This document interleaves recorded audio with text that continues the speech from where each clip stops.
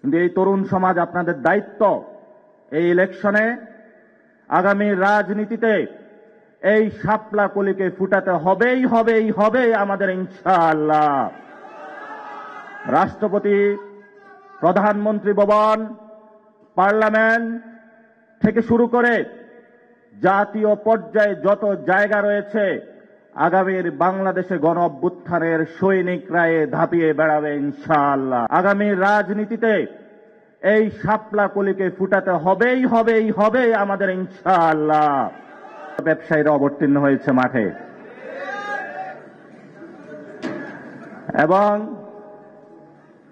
তাদেরও দেখলাম আবার বড় বড় কথা বলতে।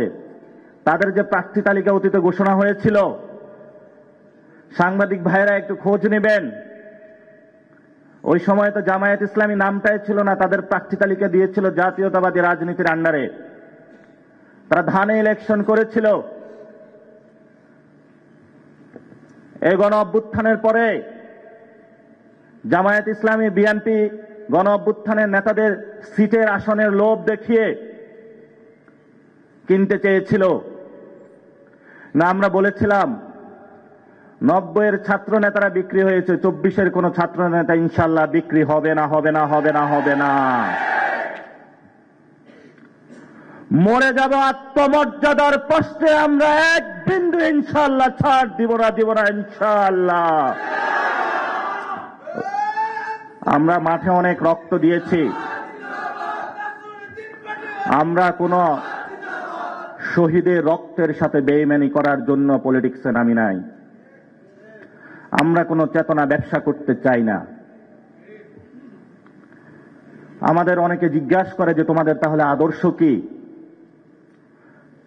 তরুণ সমাজ শক্ত রকমের লাল পতাকার 2-1টা সিটের বিনিময়ে যারা বিক্রি হতে চায়, এই ধরনের বামও হতে চায় না।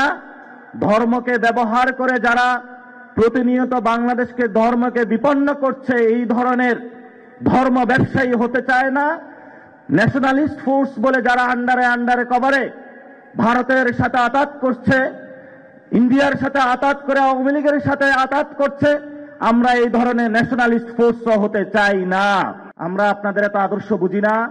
কোথায় আমরা মস্কো যাব, কোথায় লাল পতাকা উড়াবো, কোথায় সাদা পতাকা উড়াবো, কোথায় আমরা সৌদি আরব যাব, আমাদের একটাই যাব, আমাদের তরুণ সমাজের চাকরি চাই। এটাই আমাদের একমাত্র আদর্শ এই মুহূর্তে বাংলাদেশে। গডফাদার দিয়ে, আওয়ামী লীগের টাকা দিয়ে কয়টা মানুষ কিনতে পারবেন? কিন্তু বাংলাদেশের 90% মানুষের পেটে এখন খাবার নাই। কিন্তু এই তরুণ সমাজ আপনাদের দায়িত্ব এই ইলেকশনে আগামী রাজনীতিতে এই শাপলা কলিকে ফুটাতে হবেই আমাদের ইনশাআল্লাহ। রাষ্ট্রপতি, প্রধানমন্ত্রী ভবন, পার্লামেন্ট থেকে শুরু করে জাতীয় পর্যায়ে যত জায়গা রয়েছে আগামীর বাংলাদেশে গণ অভ্যুত্থানের সৈনিকরা ধাপিয়ে বেড়াবে ইনশাআল্লাহ।